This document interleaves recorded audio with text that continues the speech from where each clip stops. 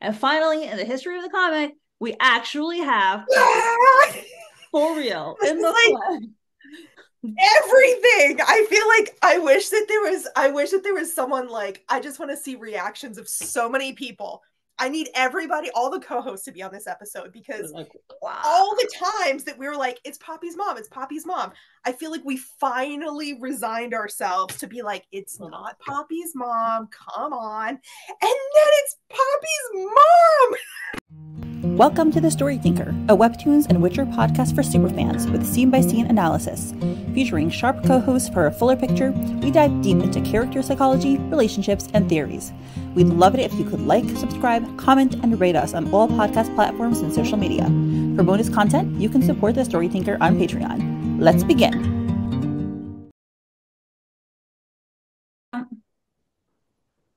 Hello, everyone, and welcome to episode 125 of Midnight Poppyland. And we are here with Ruby. Hi. Hello, and awesome. Well, let's dive right in. All right. So we're starting off big by seeing the Altan complex for the very first time.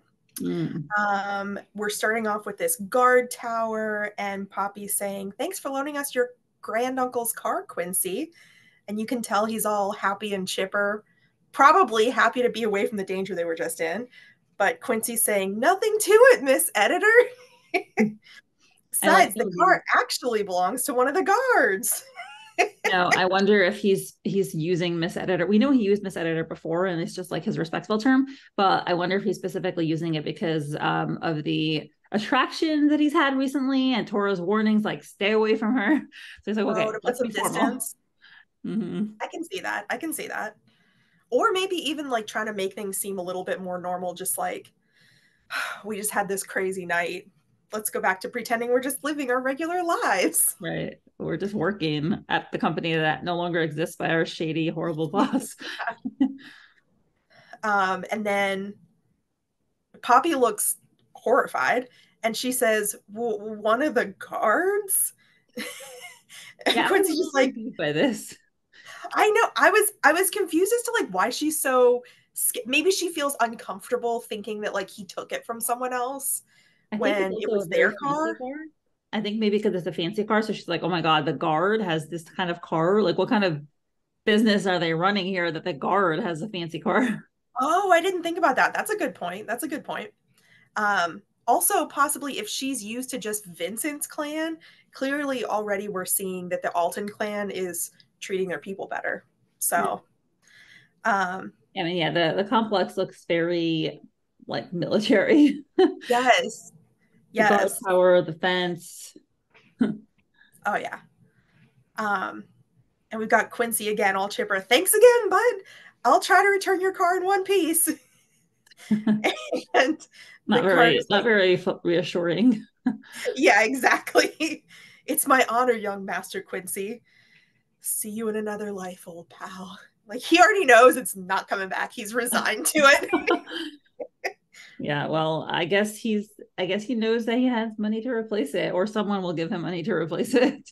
That's true, because as I look at it, it looks like it's a BMW or something. So it's a nice car.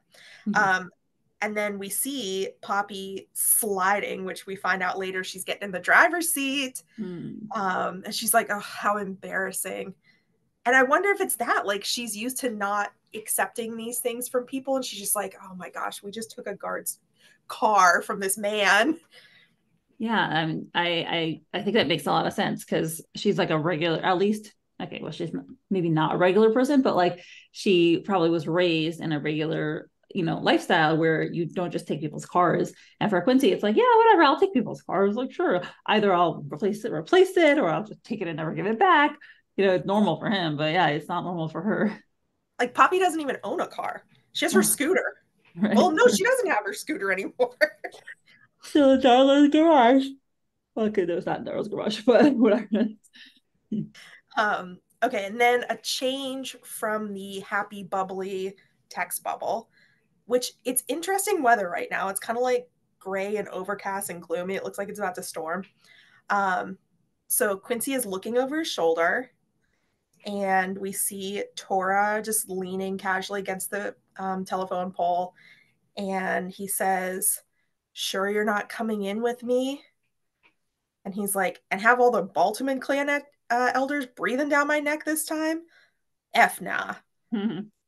And so, does he mean Altan clan elders? maybe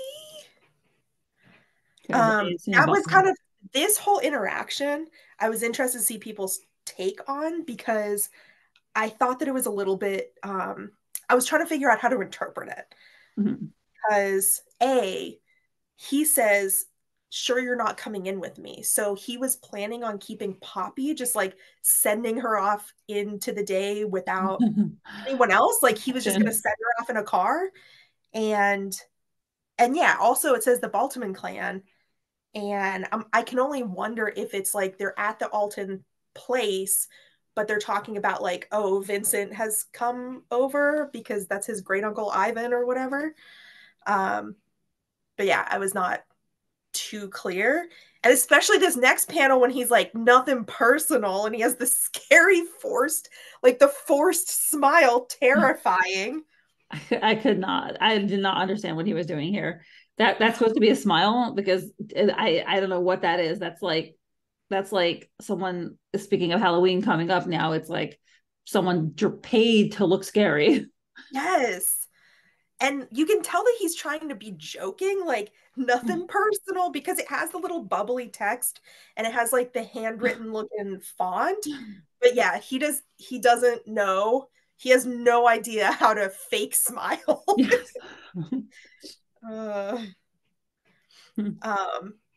But yeah, so Quincey flinches. Obviously, you would if he was right in your face like that. And he goes, "Everyone knows it's always personal."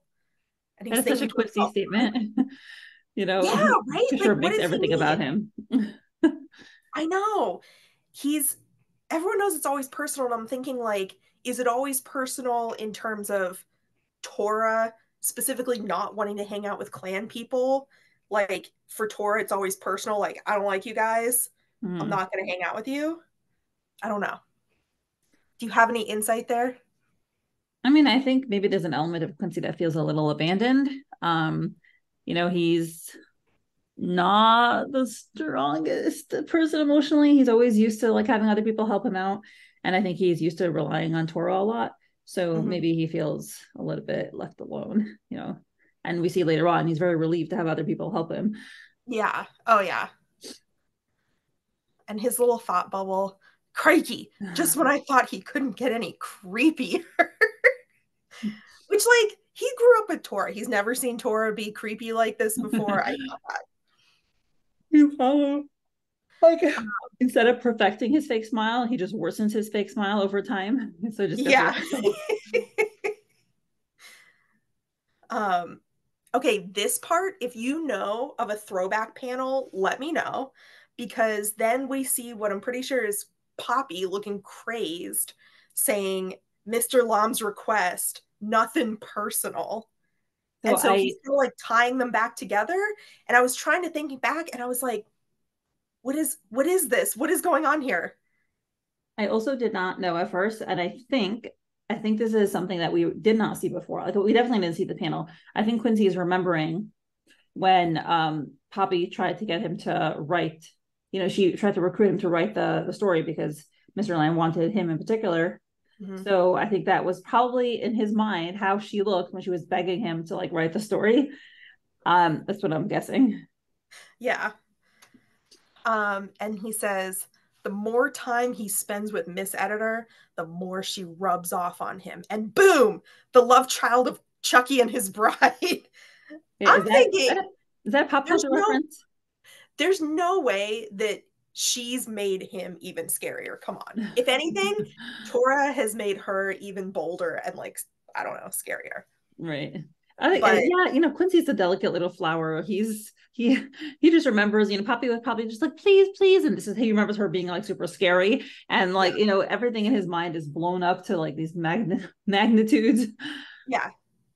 But what's Chucky and his bride? I didn't even look it up. Is that like a movie or something? Well, there is Chucky, and then there's another sequel called Bride of Chucky. And as someone who cannot do horror. I've never seen either of them, but I know that they exist. Okay. And so I don't know if there is like a sequel that has to do with their kid, or if he's just saying like, wow, we have these two scary people and Tora must be the love child of these two people. But yeah, but Chucky is kind of this like possessed doll, like demon possessed doll, and then his bride is also a demon possessed doll. So okay. So it's scary. It's not for me. Yeah, those creepy dolls are the worst. Yeah. And then you see both of them sneeze, Poppy and Tora sneeze. And I've learned that with like anime stuff, they usually show like, oh, you're sneezing because someone's talking about you. And so I guess it's showing that he was thinking that Tora is this scary being, and now he's like, meh. Or should it be the other way around? Which is kind of what I was saying, like, has he rubbed off on Poppy and now she's scary too?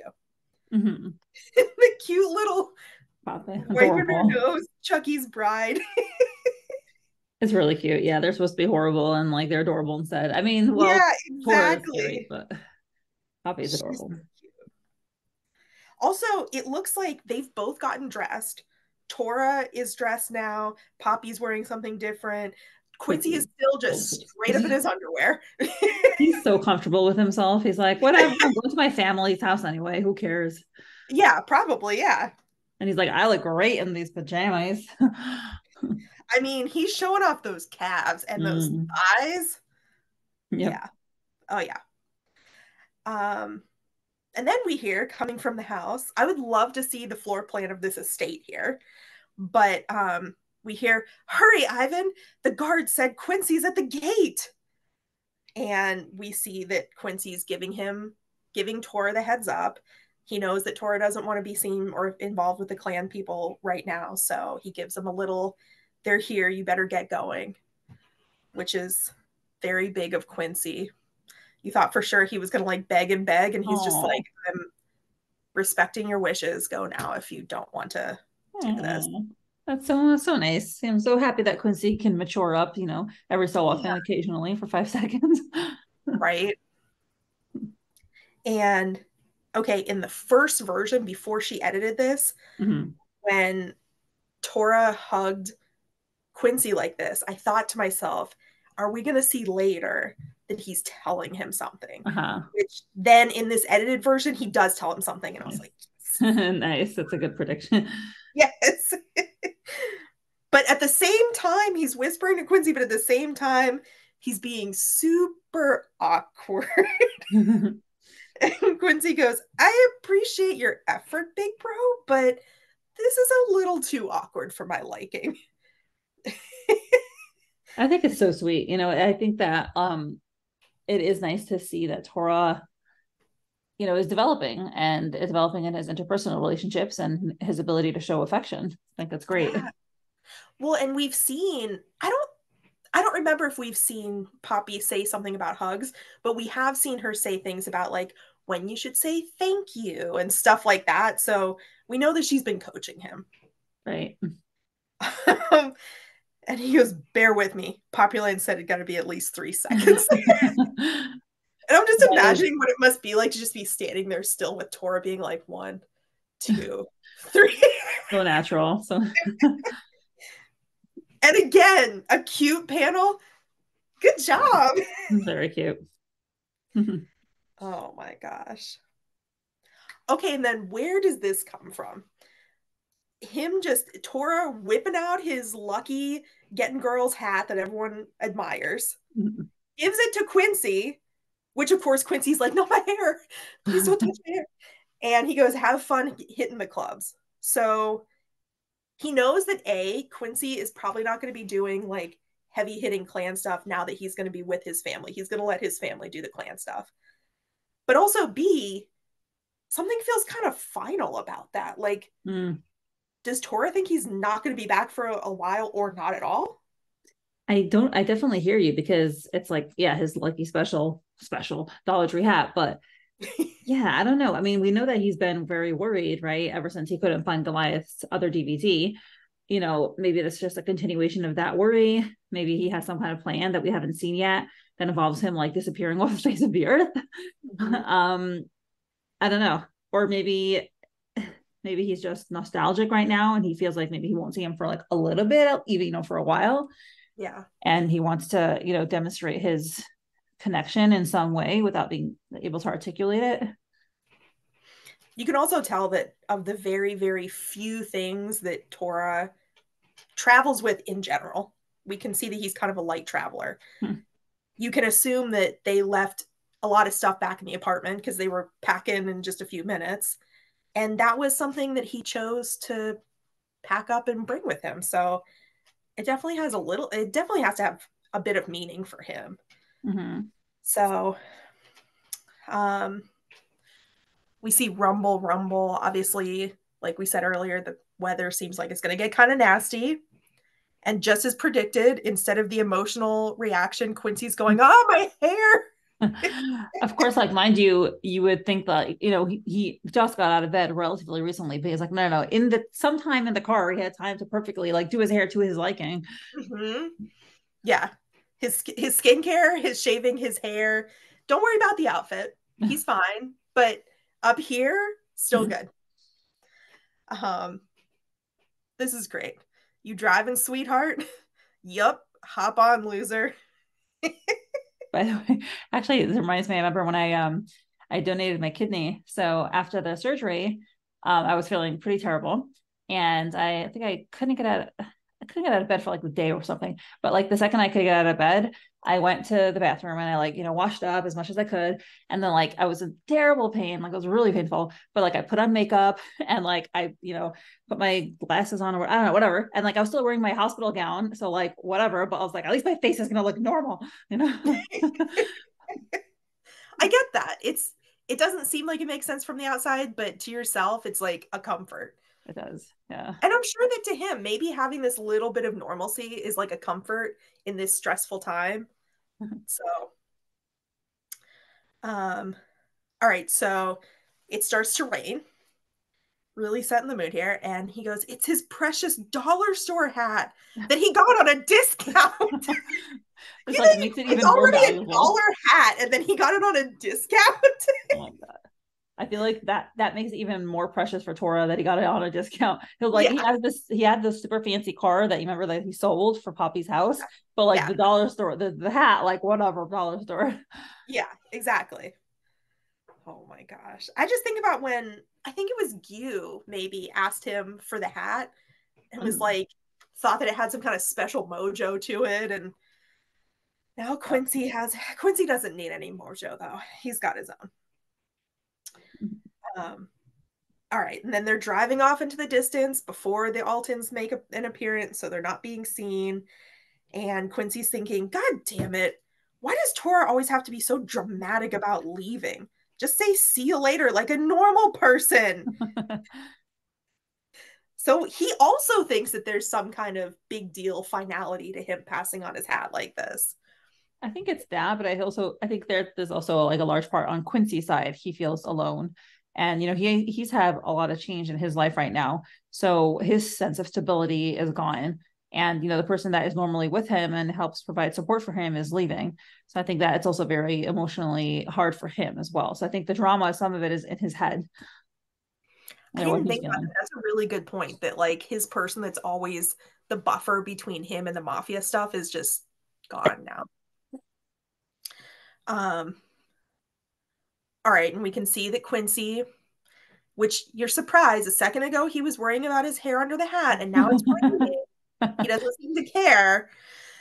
But he's thinking, oh, maybe I should have gone with them. Now I'll die not only of loneliness, but also worry. And we hear them say, Quincey, interrupting his thoughts. But yes, he's obviously thinking, I'm all alone. My boy left me. I gotta be by myself. And he's worried about them, which is very sweet. Yeah. And we see great aunt and uncle coming out. Come on in, honey. It's starting to pour. And we can see that the two guards are like, good evening, madam and master. They look so casual. It's just hilarious. It's like, yes. I love when I was like zooming in because I love when Lily said something about Ivan wearing Crocs or something like that. But I can't see him in this picture, but I just remember her being like, Ivan doesn't want to give up his Crocs. I love the sneakers, but yeah. Right? I remember Crocs. Yeah, they're both in their little casual outfits. And I love how he's seeing them as this like, the little like glowing light around them. You're a long way from home, Quinston. What happened?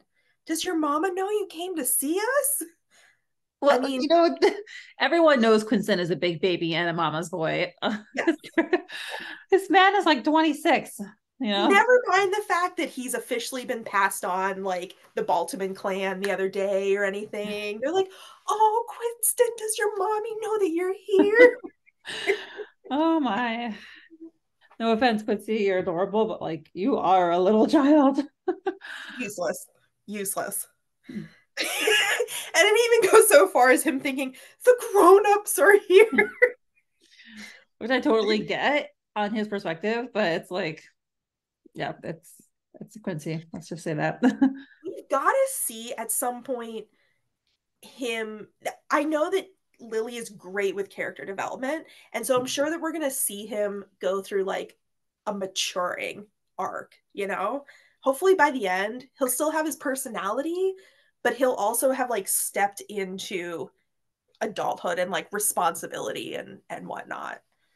Hopefully. So, that would be great. I would love to see him become a big boy. Graduate to the next level. Yeah. And then he realizes, oh, F, it's freezing, and sneezes. Yes, it's raining and you're in your underwear outside. And, he didn't have much sleep. So I don't know about you, but like, you get sicker when you're. Same. And then you can tell he's kind of crying because the watery, like, the watery text bubble. Yeah. Granduncle Ivan, Grandauntie Oyuu. And this excuse that he comes up on the fly, I'm thinking, what? I was evicted from my apartment because I couldn't pay rent. Sorry to impose. And you're just like, that's what you came up with? What? I know. The novelist who like writes stories for a living couldn't come up with anything better. Anything more believable. He can't think of any other reason as to why he might want to come and visit his family or like whatever. No, he was evicted from his apartment. God, in his underwear, no less. This guy. And they go, oh, pshaw, small matter, Quince. We have more than enough room for you, clearly. Is that, honey? Didn't you invite them in? So I thought this was interesting because we thought that Tora got away before anyone saw them, but they saw him. Right. And I mean, we know that clearly the guards and the watchtower, they were there. Like, they didn't go unnoticed, but we would have thought that the great aunt and uncle didn't see him, but they did. Yeah, I wonder if it'll come up later. Is someone going to ask them? Right. Does it matter? I don't know. He was in the room when they did that whole interaction, wasn't he? Right. He was, because he shot that guy. I think Tora might not be, maybe Poppy, the fact that they saw someone, maybe they'll connect it to Poppy later on, and it'll be a whole clan search, maybe. Yeah. Inter-clan search. Oh my gosh. And then we see off to the side, Google Marketplace. Free car, first come, first serve. If you can find it, personal safety not guaranteed. And clearly he's trashed his little Lamborghini or whatever this was, just sitting, it looks like it's sitting in the woods somewhere. And again, he's coming up with great excuses on the fly. Oh, just a buddy who gave me a lift on his way elsewhere. His car broke down right before we got here. She goes, goodness gracious, he'd better drive carefully. These mountain roads are terribly foul when it rains. We've heard it might even snow tonight. And you know that we're getting set up for something right here. Exactly. There's something coming. Snow. Something is coming. Oh, are we going to get the trope of like, oh dear, it's snowing. We can't go anywhere. We have to be stuck in this one room, one bed. Exactly. That's what everyone in the comments was like, it's going to be a snowed in scenario, or like the mountain roads are too dangerous. We have to pull over and like stay in this little inn. By the way, this yellow car, I mean, just rest in peace. It was purchased on a whim. It's dropped on a whim. It had like a lifespan of like a month. I mean, totally underappreciated. It's going to be neglected and forgotten. Like it was just made for no purpose. It's very sad. Yeah, sad exactly. Fate. Exactly. Well, I'm kind of wondering, okay, they dumped this car. How long did they have to walk before they got to the compound and was able to get this guard's car? Did they just like stroll up to the compound on foot? I don't know. Yeah, or taxi or something. Right? Also, we're getting some great foreshadowing here because they're emphasizing the weather a lot. We hear the thunder, they're showing the rain in multiple panels. They mention it verbally. I think that that's definitely going to take a role, and something that I've heard people, I've heard readers comment on before is the connection between water and some kind of emotional interaction with Poppy and Tora. There always seems to be, whether he was sick when it was raining in his apartment or when they were in Moonbright, there just seems to be multiple links between water and their emotions. So that would be a nice episode. Yeah, it really will be. All right. And now, very quickly, Quincey's excuses are falling apart. Just instantly. Wait a sec. Did Quinston say he was evicted from his building? And she's like, that's right, he did say that. A son of Altan? Made to pay rent? The audacity. And now you're just thinking like, oh shoot, he probably was just like living totally free on his dad's dime. That's where he got the car from. I don't know. I mean, I'm surprised that he paid rent. I would think that he would purchase the apartment. I don't know. I mean, that we don't know what the actual reality is, you know? Yeah. And Quincey's kind of hanging behind. He's looking a little sad. He sighs. And here's the panel. We get a little whisper. Tora gives us, I'll be in touch once I get to the bottom of this. Not going to get either of your clans involved when it's not you thereafter. Right. So he figured it out. He knows. Yeah. Like, this is not about you. And well, we'll see later. He knows it's not about him either. Yeah. Well, also the fact that he's like going off and investigating this by himself. I wonder if he's still going to use the resources that he normally has, like 𝑥𝗏 and those people that help him do this searching, info finding kind of work. But yeah. Also very interesting that it's transitioned from the notebook, the clans wanting the notebook because there's a lot of information about the clans. And now we've transitioned to Tora's made it very personal. It's not you thereafter. And so he knows now things are narrowing in on Tora. Okay. And Quincey's having similar thoughts. He's thinking, he'll get to the bottom of what? Is this no longer about the notebook anymore? I'm so confused. He's putting the pieces together. It's not about just the notebook anymore. And we hear them in the background, Uncle and Aunt saying, tell us the building name, Quincey. We'll make sure this doesn't happen again. Oh dear. They're still hung up on the whole evicted thing. Yeah, but you know, like what methods are they planning on using to make sure it doesn't happen again exactly? Right. A little nervous over here. Yep. And we're about to transition, and Quincey's saying, whatever the case, I hope to God those two will be okay. And I just have a feeling that we're going to have a very long arc of separation. Poppy and Tora setting off on this adventure. Who knows when we're going to see Quincey again. Yeah. But yeah. All right. Okay, Misti, so I am so pumped for the second part of this episode. Yeah. Well, it's funny because I actually was not expecting this.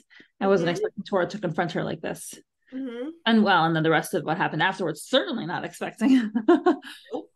Yeah. It's a very, very exciting moment in Midnight Poppyland history, but we'll get there in a second. You know, Lily was just like, wait till they see this. Oh my gosh, yeah. It's like, you know, certain episodes stay in my mind, like the 35 is when they had the kiss, and like, I don't know, you know, the Regina's cliff, and this is like, what? So they're at a restaurant, and waiter says, would you like any seconds, Missy? And Poppy is like, oh, I'm done with my meal, thank you. Could you clear this plate too? Sure. She's smiling. And then we see Tora, and he is silent for a minute, not going along with the like, oh, everything's all right, everything's okay, cheery, just like we're having lunch or whatever. He just goes straight to the point, and he's like, who are you, Poppy? And she's like, what? Excuse me? Because she was not expecting to be confronted like this. And we see it's raining outside. It's funny because Tora still has a ton of food on his plate. Just realized he still has all the food. Yeah.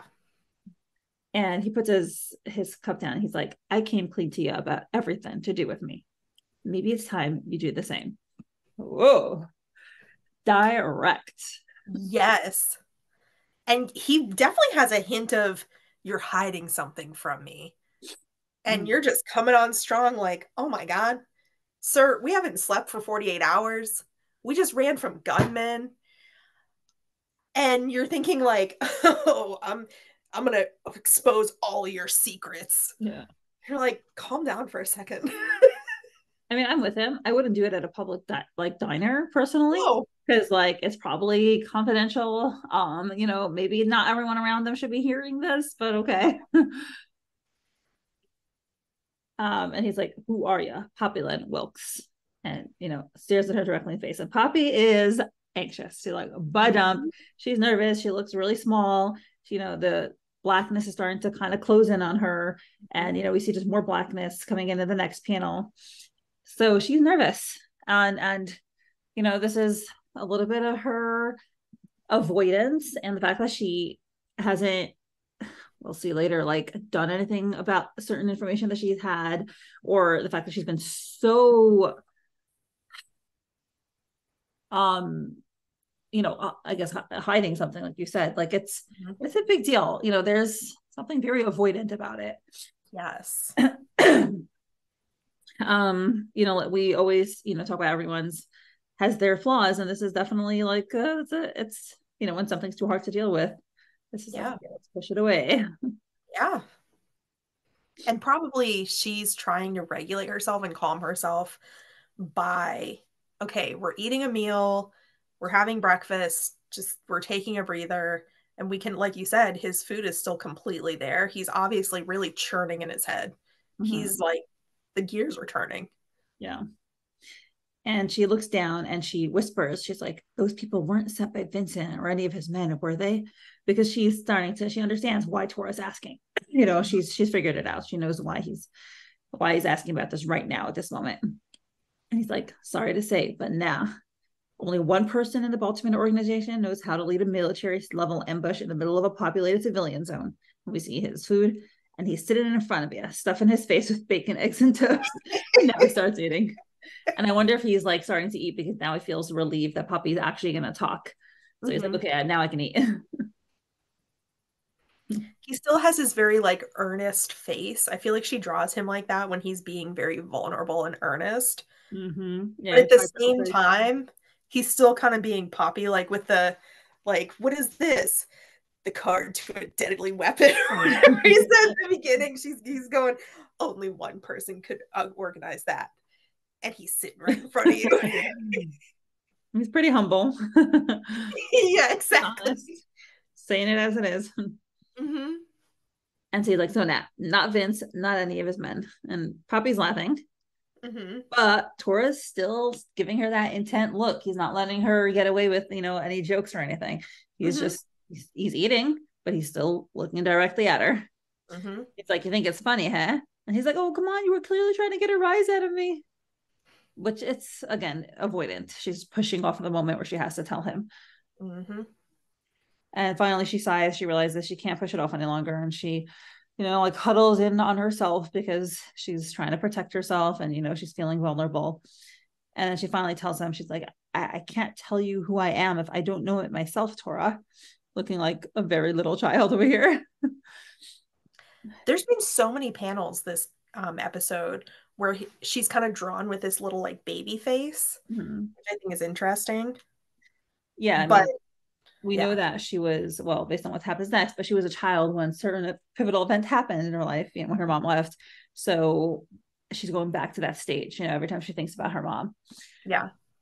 Which this is like, before we go on to the next part, this is kind of like, okay, is she genuinely being like, I don't know, I don't have information, like you exposed all your personal stuff and I don't have all the pieces? Or is she kind of giving him the like, I don't have the full story, so I don't know, kind of like mysterious brush off type of thing? I don't know. What do you think? Do you think she genuinely doesn't know, or is she giving them the brush off? So I did read some of the next episode, so there's a little bit of that in there, but like I said, I skimmed in. I'm trying not to remember it, but I definitely think there's avoidance. I think that there's some that she knows, but I think she never investigated because she didn't want to know. But it really does depend a little bit more on the next episode, so we'll just keep it at that for now. And for the millionth time, if only we could have heard what Grandma Fleur wanted to say to her at that hospital. Right. Eventually it'll come out, even if it's 100 years, 100 episodes from now, we'll know eventually. Okay, and the moment is here. She's like, well, I can't tell you if I don't know myself, Tora, but there's someone who does. And, it like zooms out just to see her looking all small and alone. And then we transfer to another setting and we hear stellar performance this quarter, Agnes, as we'd expected from our top performing regional sales manager. And the person says, you're most kind, Mr. CEO. Cheers to our new Asia Pacific venture. I'll talk to you soon. Talk to you soon. Click. And we have ring, ring, ring, ring. And then we have someone holding a bag and clicking. And as this person is walking away, and someone says, hello.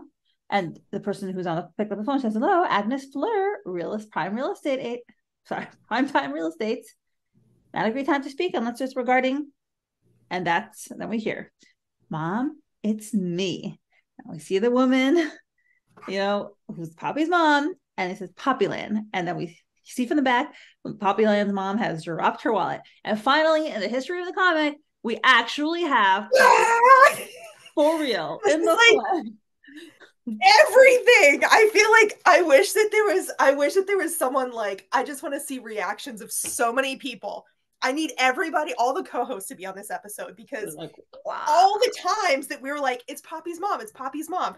I feel like we finally resigned ourselves to be like, it's not Poppy's mom, come on. And then it's Poppy's mom. Yeah, it's crazy. And it's like, oh, you know how like I remember when we got the kiss at 35, we're like, what? They're kissing already? So here's like we're 125, but like what? We actually have Poppy's mom? I thought we would never ever see her. I thought she was dead. Yeah. Like, I know she was dead, but like I never expected. And then she has her number. Like, yes. What? Okay. A weird thing that I saw was some people in the comments were saying that previously we've seen Poppy's mom with brown eyes. And in this one, she has blue eyes, which is kind of like a question mark. Oh, I see green, but yeah. Green. Lighter. Yeah. Not brown. Not brown. But what? Poppy has her number? Poppy has just had it this whole time?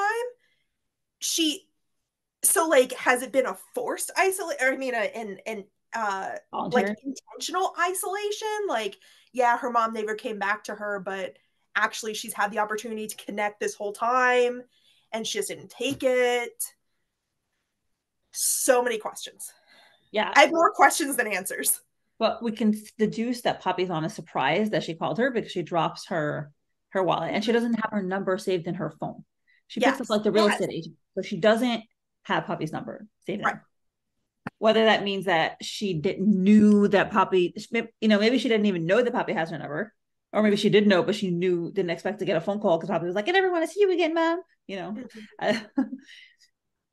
Well, I kind of do know a little bit because I read the next episode, but I'll pretend I didn't. So damn it. Okay, I'm so glad that I didn't read it because I just know that it would have been in my head this whole time. Yeah. It is a big moment. Wow. Damn. And yes, she's obviously just off leading a completely separate life. And she has that Fleur name that grandma has, which we knew that she was grandma's daughter. And it's just so wild to be like, what is Poppy's maternal side of her family? Do we have a Fleur clan? What about La Rosa clan? That has to do with a flower. That's pretty much the only other clan we know of other than Nine Daggers. Right. And she seems to be having a regular job. I mean, she also seems to be successful at her job. She's not like doing, shooting someone right now. She's, as far as we can tell, a very successful regional manager, Yeah. Real estate could be extremely clan coded though. Like, that a lot of those clans own a lot of property. They have to buy a lot of like secret places. So it is very clan coded. Sure. It's possible. Sure. But oh my gosh. Yeah, it's crazy. The real Poppy's mom. Right?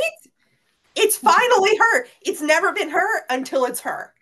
Why didn't she think to call her grandmother? She's so much closer with her grandmother. Does she not know that her grandmother knows anything? Why was her mom the first person?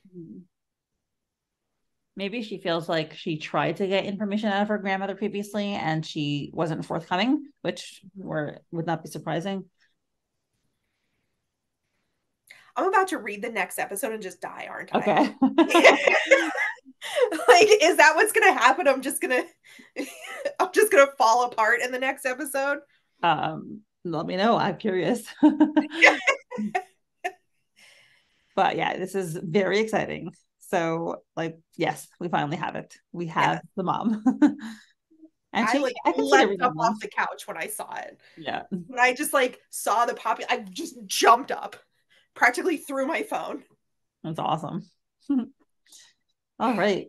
Do we have anything else to say on this episode, or do we do our favorite panel?